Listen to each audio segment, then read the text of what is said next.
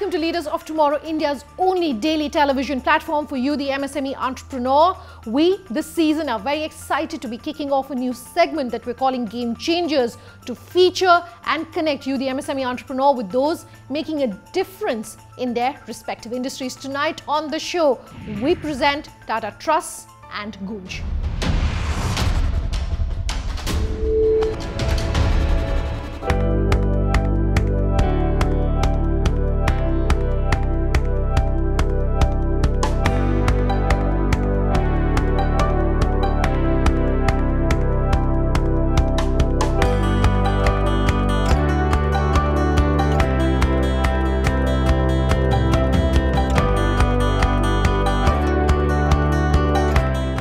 For speaking with us here on Leaders of Tomorrow. Your entire focus, of course, is innovation-led empowerment.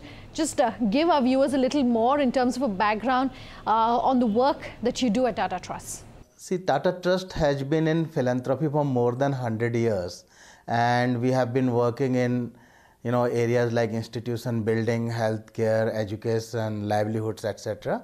So about 6 years back, we started building centers of excellence on engineering and design in some of the top engineering institutions to create innovative startups and promote innovation.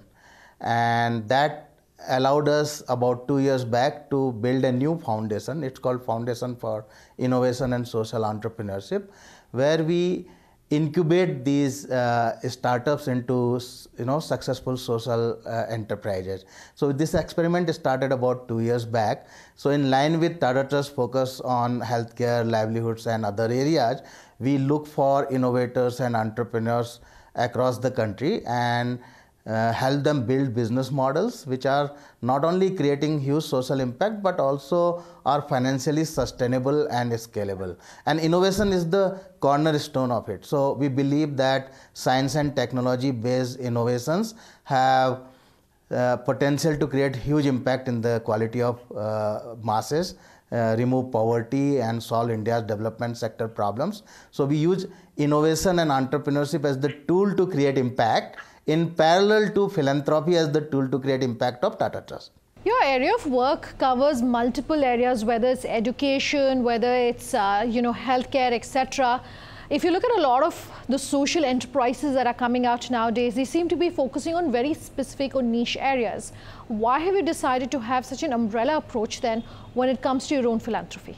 That's a great question. Thank you. So, a large number of NGOs who we support, more than 400 NGOs across the country we support, they work in, these areas.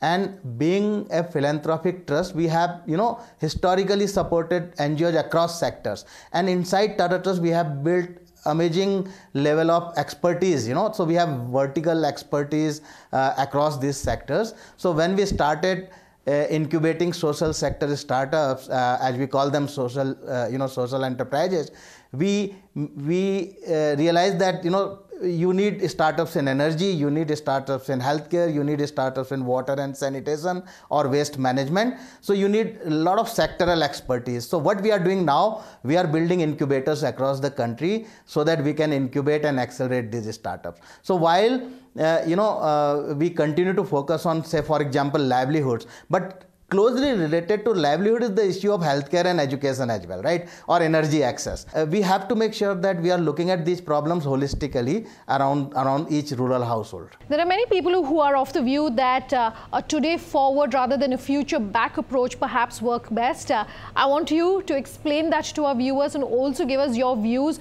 your comments on which model you think, which approach works better. My view is, slightly different. My view is, we are a country with great potential. We have amazing scientists, engineers in academic institutions and who are doing world-class research, right?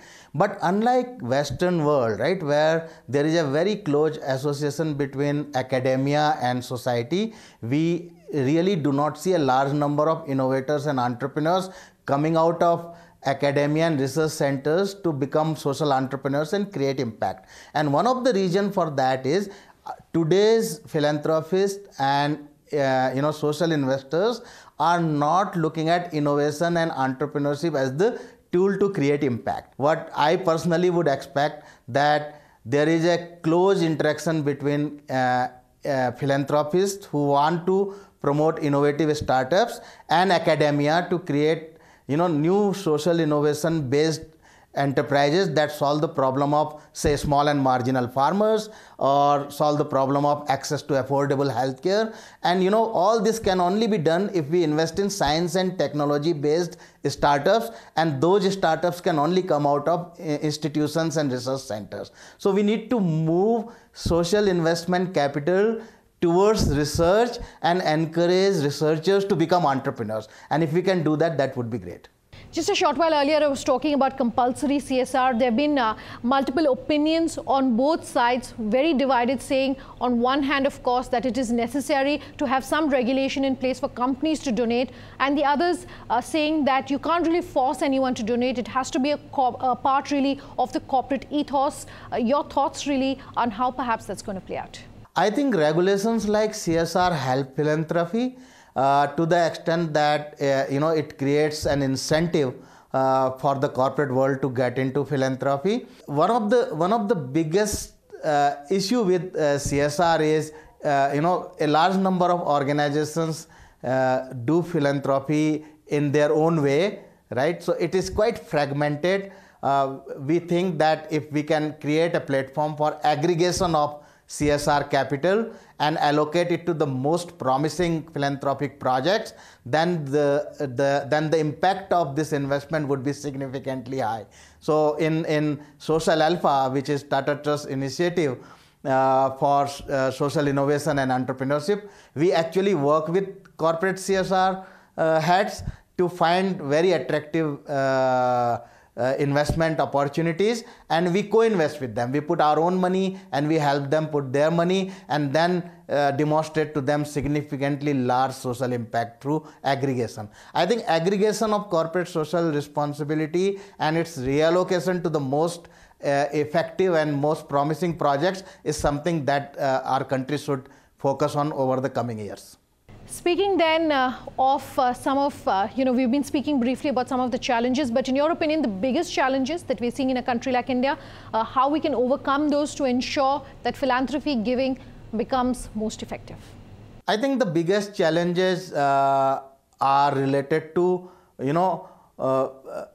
a large number of initiatives may very thinly get distributed. We have a very large number of, for example, NGOs and social enterprises, right? So as a philanthropist, how do you decide allocation of your capital, right? That's very important. So are you focusing on one or two big projects, or are you distributing your capital across a large number of small projects?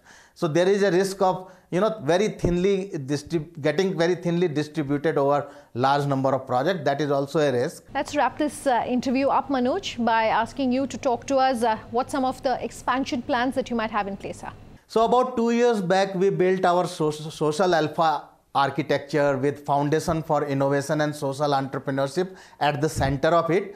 In 2 years, we have evaluated more than 300 ideas and opportunities, incubated 26 startups, and deployed about 12 crore rupees in seed capital across these startups. Our portfolio has won several awards. So this is the proof of concept that social innovation and entrepreneurship works. Now over the next 3 years, we want to scale it. We want to go across the country. We want to establish at least 6 incubation centers across the country, focusing on energy, healthcare, water, sanitation, and agriculture. Manoj Kumar, thank you very much for speaking with us here on Leaders of Tomorrow. Thank you very much. Let's take a quick break, but we are going to continue this theme of philanthropy and giving with Goonj on the other side. Do stay tuned.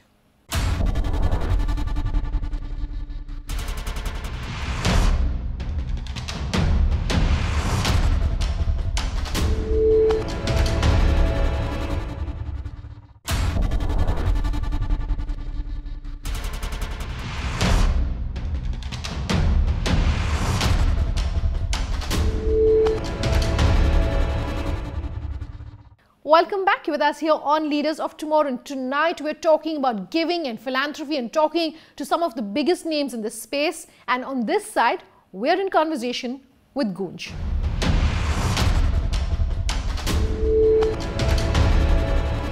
Anshu, thank you very much for speaking with us here on Leaders of Tomorrow. It's exciting to be able to start the new season of the Leaders of Tomorrow by talking to someone like yourself. Thank you. So thanks for taking the time. Let me start first by talking about Goonj. Now, Goonj is a very unique model. While it is in the social sector, in the social entrepreneurship space, if I can call it that, it has a very unique model about how the collection happens of materials that are going to the final end users and the implementation happens. So maybe walk us through that. And at what point did you realize that perhaps this was something that you wanted to do, because you were in the corporate field like the rest of us, but you said that this is the space I want to be in? So, to be honest, I didn't know that I'm actually now going to the so-called social sector and all that. And I think a couple of decades back, it was not known, the way we talk about entrepreneurship and sector and all that. It never used to be there. Or maybe because the social media was not there, we didn't know that there is something like this. So I think it all happened because I also did a lot of freelance journalism, and I used to do a lot of photography and writing and all that. And that's where first time I saw the poverty or the migration or the footpaths with a totally different lens.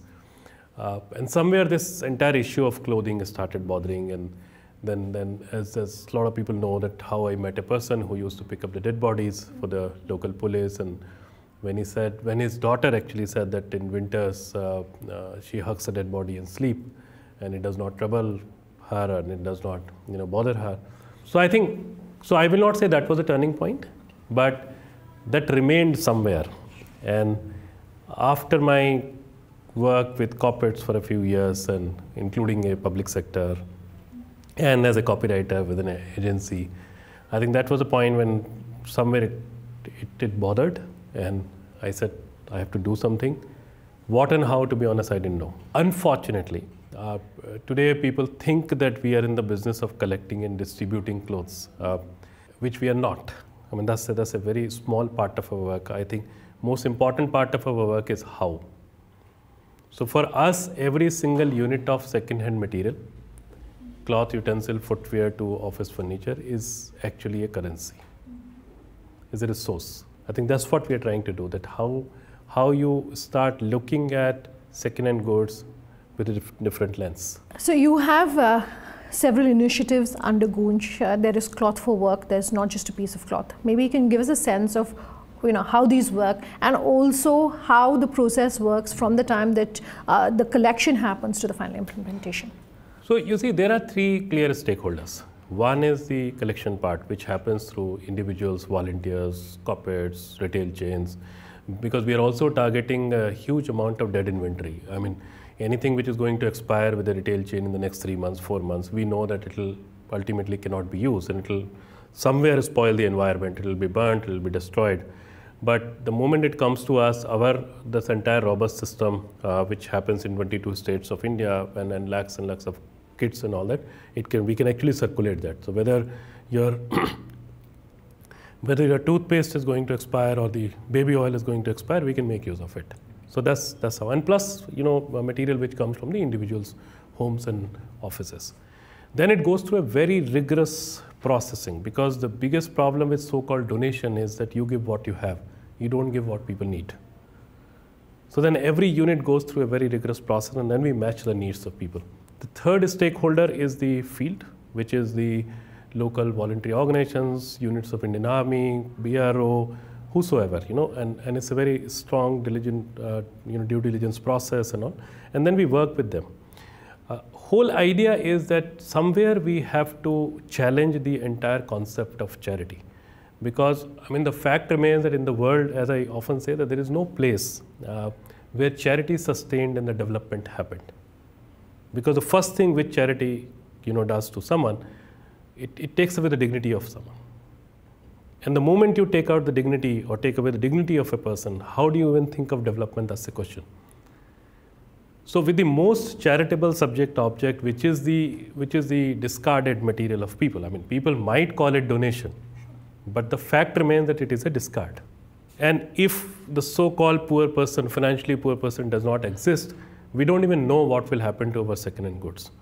So in a way, we need to be thankful to the people, who are using our second-hand material. So we worked on those very basic parameters that A, it's not a donation, it's a discard. B, if you talk about the village communities across the country or across the globe, the biggest asset of village people is their self-respect, is their dignity. You do not find beggars in the villages. Begging is a city phenomenon. So charity is not a solution. Free distribution is not a solution. That's how this entire concept of cloth for work came up. It's a symbolic name because when the family kit goes, it does not, it is not limited to clothing. It has all kind of utility material. And the whole idea is that people take their own decisions. People identify what is needed. So it's not like a top-down thing where people like me or you will go and say, every village will have a road. No. The village will decide whether they need a road, they have to dig a pond, they need to clean a well, or they have to make a bamboo school or bamboo bridge. Hundreds of different kind of activities and very large scale activities. People decide, people work on it, and then ultimately they are rewarded with these family kits. So A, it dignifies the act of giving. B, it also generates a parallel currency for the development. And C, most important, I believe that it is also the revival of the traditional barter economy of India, or the world rather, where the so-called beneficiary is not a beneficiary but is a giver, just that person is paying in a currency called labor. You pay them, you reward them in a currency called material. So it's a barter between labor and material, and money is for the logistics of it. Okay. That's how this model works. So the flagship initiative for sure is Cloth for Work. The other important initiative, and we were the first people to open up that subject on the menstrual hygiene issue, and that happened just because we were working on cloth. Because very basic question came up that every single woman or girl needs a piece of cloth. And we realized that this world needs clothing like anything. Two women sharing one sari, even today is the most common story of India. So we had access to cloth and we said that let's devise something. So we started making a pad, which is now 100% reusable pad, 100% environment friendly pad. And we said that we will not use it as a product, okay? Because ultimately, for so many social issues, products can't solve the problem. It has to become a tool, because the most important part is that we open up the subject. We create a dialogue around that.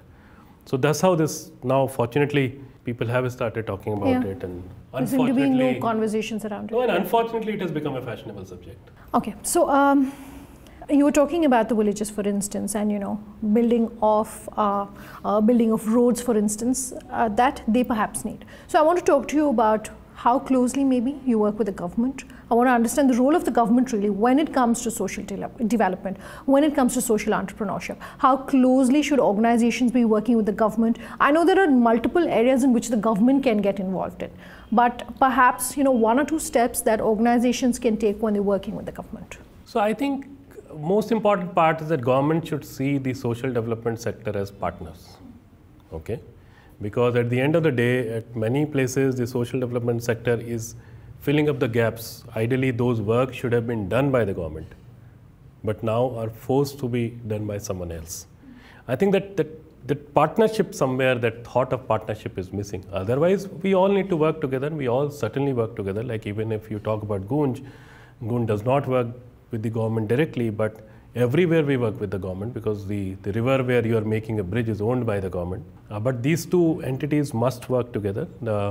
The government needs to be much more open for the ideas and innovation, because there is no harm in accepting.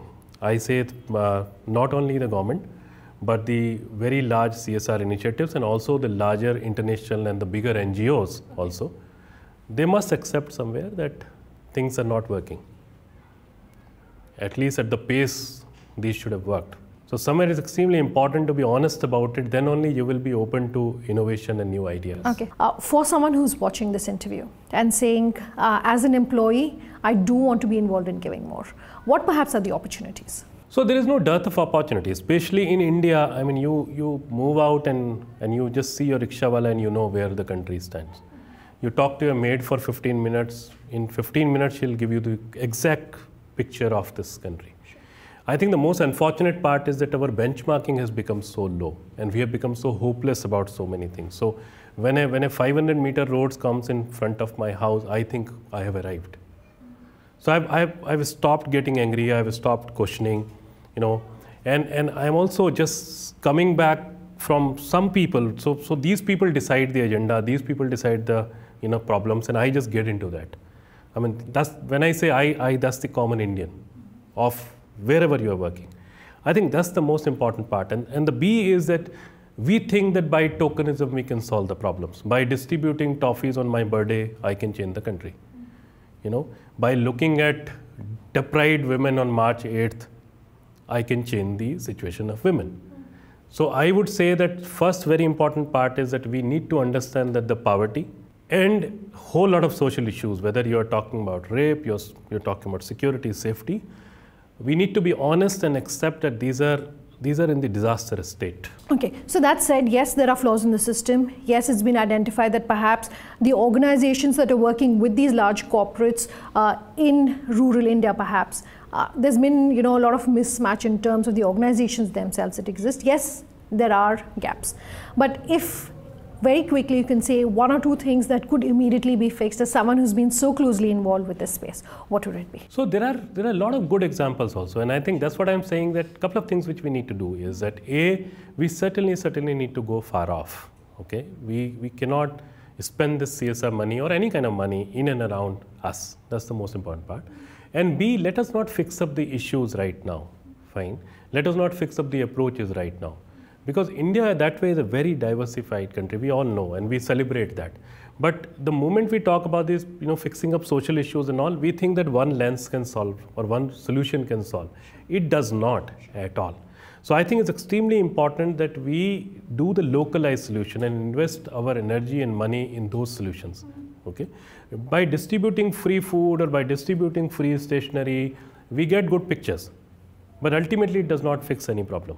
If for whether it's an employee or someone who's running their own business, as someone who has been so closely associated with this space, one thing that they perhaps can do, whether it's a mindset change, whether it's an action change that they can do, what should it be? So I would say take it as a responsibility.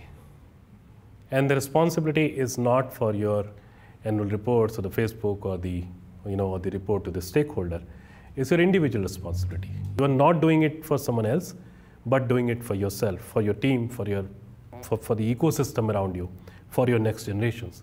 So it looks very emotional. It does not look like a practical advice. But I know that at the end of the day, we all are emotional people and we are governed with those emotions. Anshu Gupta, it's been such a pleasure chatting with you. Thanks for taking the time. Thank you. That's our show tonight. If you have any feedback for us, we love hearing from you. So here's how. Get in touch. leadersoftomorrowtimesgroup.com is our email ID. On Twitter, our official Twitter handle is LOT_ET now. Also Nanda_J is my personal Twitter handle. On Facebook, reach us at Leaders of Tomorrow on ET Now. Thanks for watching. Have a good night.